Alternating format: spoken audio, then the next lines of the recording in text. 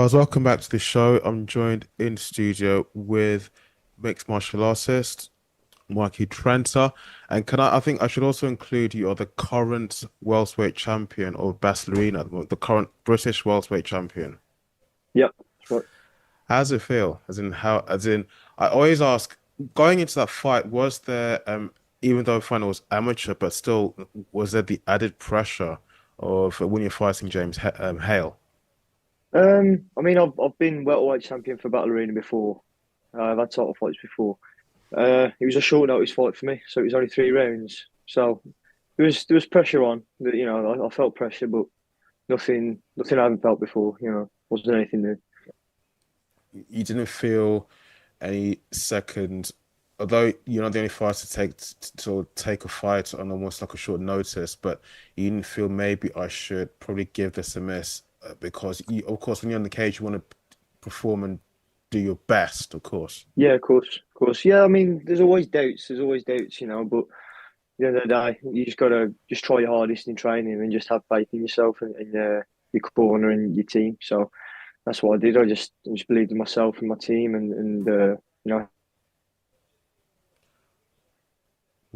how good I am, and it worked out. So I saw the fight. You were really, really good, especially on the ground. thank you, thank you. You ate a lot of knee shots, hard knee shots from your opponent. But I mean, between you guys, there was no bad blood or anything like that. No, no. I've only really spoken to the guy. He's seen fine after the fight. So yeah, yeah, no bad blood enough. Just another day in the office. Yeah, of course. Um, Again, first time me speaking to you properly and thoroughly. Can you give a bit of a backstory on how you came to combat sports? And can I ask you why you chose mixed martial arts in particular? Yeah, I mean, one day I was scrolling through YouTube and I found a UFC fight. I can't remember which one it was now. I know one of the fighters was Daniel Cormier, and I watched that fight, and from there I was instantly hooked. I just watched every fight I could on YouTube, and I was 12 years old at the time, and I joined up at Wolverhampton MMA as soon as possible, and I just started training there, and that's where I've been ever since. 12 years old. So now you're 20, so Hmm. that's almost Yeah, pushing a decade, 10 years since you started at that gym. So can I yeah, say that that gym will forever have a special place in your heart, your mind, in your certainly. mixed martial arts career? Yeah, certainly. The place is my home. It's not obviously not gonna be the only place I train, Yeah. forever. But no, I'll get rounds in elsewhere. But that is where I started, and I'll never leave that gym. I'll always go back to it. I'll always do sessions there. Like the coach is just he's my best friend. So Um, Mixed martial arts, I mean, what got you said you were hooked on it the moment you started watching the fights. But I mean, when you started training, is it more the training side of things or the fights itself, watching the fights in the cage? Because for me, what really got me as in attracted to the sport was the when I went for just a pad session with a trainer that I knew during the lockdown for COVID. And what I mm, liked about it was the therapeutic side. You had a bad day, you have to deal with a lot of assholes during the day of the yeah, week. It's a way of venting out that frustration. yeah. Well, I just went to just try it out. But yeah, the training really made me fall in love with it, and I just loved every part of it. I loved the grappling, I loved the stand up, and I just was obsessed with it, and I've been obsessed with it ever since. I just want to get better, and that's all I want to do. Never had any concerns about safety or anything like that. Nah, no, Although not at all, not at all. No. part of the business, part of the job. Yeah, I mean, I'm nothing like that scares me at all. So I'm fine with all the blood and stuff. I love it. Wolverhampton MMA. Can you talk about any other big names you can we should be keeping a watch out for? Because I mean, you're a champion, so clearly that gym, very good coaches. So I'm Yeah, anticipating that we'll be seeing other big names and other rising stars coming from that gym as well. yeah. My main training partner, Ollie White, he's a world champion for Battle Arena at the minute. He's he's a really good fighter. He's a world champ, so that speaks for itself. Absolutely same guy. My best friend. So, um, Lou Banks, who's fighting on the next Battle Arena show on the 20th next month. He's having his debut, and he's an absolute savage. So he's someone for everyone to keep an eye out for. Been training with him since he started, and the how good he's gotten, like the amount of time he's been training, it's blown my mind. So I'm really excited to see him fight. Those guys are the only amateurs we have at the minute that are currently competing, but there will be others in the future. So keep an eye on Wolverhampton MMA. It's a place that's breeding good young amateur fighters. I definitely want to see someone like yourself who has made a massive achievement, but you're still very young. Definitely does speak volumes about the people behind you, your coaches, Yeah, nutritionists, for and your sure. corner overall. Yeah, Um, so what is fight camp for someone like yourself like? I mean, I know there's it's like an obvious question, an obvious answer you give me in return, but yeah, I believe every fight is different. You're all individuals. There are going to be things you like and things you hate. yeah. I'm assuming the weight cut is the hardest and most frustrating part of the fight camp. But I mean, for you, how does a typical fight camp go? Well, I train all year round. I don't stop really. So fight camps for me are usually about 4 to 5, maybe 6 weeks. I don't really have very long fight camps, so I usually keep them pretty short. I also don't really cut much weight for the welterweight limit, so my nutritionist, I'm able to eat plenty throughout my camps, and I don't really cut that much weight. So the weight cut isn't a massive issue for me. It really worked on my last one. Like I barely cut any weight at all, but that seemed to really work out for me. I had no stress with a weight cut, and I could just focus fully on the fight, and it helps me perform to my best, I believe. Um, but yeah, we spar hard. We get plenty of rounds in, and in that short amount of time, and it gets me ready for fights. Is it that you don't want to cut as in more weight than what you're naturally meant to be at health wise, or is it that you wouldn't, how should I phrase this? That it's just too much hard work, as in shedding all that body fat and to some extent some of the muscle as well, and then having to go and still train and then compete. It's too detrimental to your body and also to your mental state of mind. Yeah. Well, I've had a few lightweight fights, and that's where all my losses are when I was cutting a lot of weight.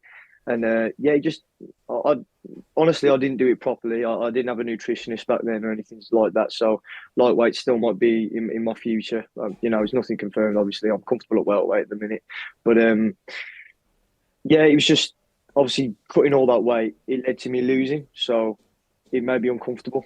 Uh, Being at lightweight, so welterweight just worked out better for me. I cut less weight, and you know, I rely more on my skills and size. You know what I mean? So my skills, they do the work. It's not my size. I'm a little bit undersized for welterweight, but that works for me. I'm fine with that.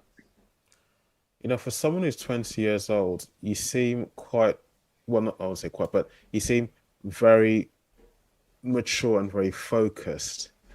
Thank you. Um, is Let me lost my train of thought here.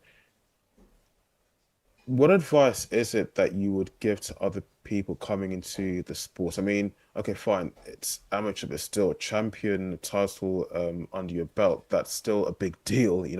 hmm It's a big achievement. What advice would you give to other new or younger fighters coming into the sport? Um, just believe in yourself more than anything, and just train hard and just be focused and spend time alone and figure out who you are as a not only as a fighter but as a person, because I feel like MMA is one of those sports where a lot of people trying to be like the fighters that they see in the UFC and stuff, which obviously isn't a problem. You can have inspirations, but you've got to be authentic. You have to be yourself in every walk of life, let alone fighting. But I think that's a really important quality to have as a fighter. Be yourself. Don't try and be like all these other people. Be authentic, and don't be scared to show who you are and believe in yourself. Now, I said that you're very mature for your age, and I can see you're someone you're very focused. You're a man of very few words. You're less straight to the point. And speaking of the UFC, are you a good trash talker? Um, Not really. I am kind of just, yeah, I'm kind of quiet. It's not something I've ever really had to do. Like obviously at amateur level, no one's really been lippy to me or anything like that. Everyone I fought seems like a same person. So yeah, I've never really had to do any trash talking or anything like that. Might be a really good one, don't know yet, but I doubt it. So going forward, what are the bigger, as in, what are the plans for the future? I mean, would you like to probably branch into other disciplines of combat sports, or what are the other bigger promotions you like to fight in? I mean, here in the UK and of course worldwide as well. For me, mate, I'll fight for any promotion. You know, I'm not really too bothered about getting with certain promotions and keeping their title or whatever. I'm fine to fight for whoever all over the country. Obviously, like my main goal is to get to UFC. But for me, it's whoever has got the best fights for me, whoever's going to let me showcase my skills in the best way. That's in my interest and my coaches and my team's interest. Yeah, good answer. I like that. I like that a lot. Um, what about, and this is, I'm just wondering, there's a lot of things I want to pick your brains about. That's fine. That's fine. Do staying fight ready, because I can see your social media, you're training almost 24/7 non-stop, Yeah. and that's good. I mean, it's almost like the Michael Chandler effects hmm there. Whether you've got a fight coming or whether you haven't got a fight coming in the book in the works, you always staying in shape, always staying fit and healthy. I mean, can you talk a bit about that? Yeah. I mean, obviously, for me, I just love training because it's just part of who I am, and I haven't really got much else to do with my time. I'm a full time fighter, so I train twice a day, almost every day. But again, it is staying fight ready. I know, like in this business, you got to take opportunities as they come. You got to roll the dice sometimes, and I've done that plenty of times. Sometimes it's worked out. Sometimes I've paid for it, but I know that's what you have to do to get to the UFC and stuff. You can't just be waiting all the time, and staying fight ready is obviously the key to being able to perform. And I asked you that about fitness, but something else that actually slipped my mind that just come back to me now. How is it you stay mentally ready for a fight? I mean, you're going to be training and preparing the weight cuts, fight camp, everything else, but you still be going through daily life. I mean, there's so you still be seeing and you might be affected and impacted by other things happening around you, including what's happening with family or close friends.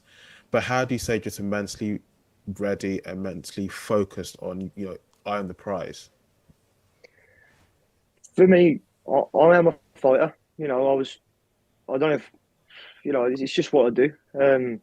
It's not super unnatural to me. Like I am just a fighter, and all year round, I'm thinking about fighting every single day. Everything I do, I'm constantly thinking about fighting. Even since I was in school, I'd be sitting down in school, you know, teacher be talking to me, and I'd just be thinking about fighting. So for me, it's constant. It's not. It's just a constant thing. I am a fighter, and fight ready for me is just all the time. Like I'm ready for the violence at all points. I'm just a fighter, man. Wow. I really like that because looking at you, I've already mentioned hinted a few times about your age and how mature you look, but you don't look like someone that's very intimidating. Of course, No, when yeah, it comes yeah, to defending yourself, the other person will know that okay, this is probably someone I shouldn't have fucked with. yeah. I'm a kind person. Yeah. I am. I'm a nice guy, but when it comes down to it, I'm a nasty guy. So I can see, I have seen that. Yes, definitely, you are. Um, Finally, and something new I've been asking fighters, not just shout outs, but any call outs. And also, when is your next, as in fight? Because I don't really ask you for, but not for, but I don't really ask you to stipulate the dates if anything's on the cards. well, for me, I'm like it's whenever my coach is ready to put me in for a fight, I'm ready for a fight ASAP. Whenever my coach puts me in, that's when the next fight will be. Nothing's confirmed yet. I haven't got any call outs or anything. I don't really know many people's names and stuff, so I focus on me, and that's about it. Um, when it in regards to mentions, I just want to say thank you to, everyone on my team, everyone who goes to Wolverhampton MMA, everyone I've trained with at Wolverhampton MMA. I want to thank my personal trainer, Rick. That's RMPT on Instagram. I want to thank Manifest BJJ and Johnny Dawson for helping me get some rounds in down there before my last fight. That really helped me with the results.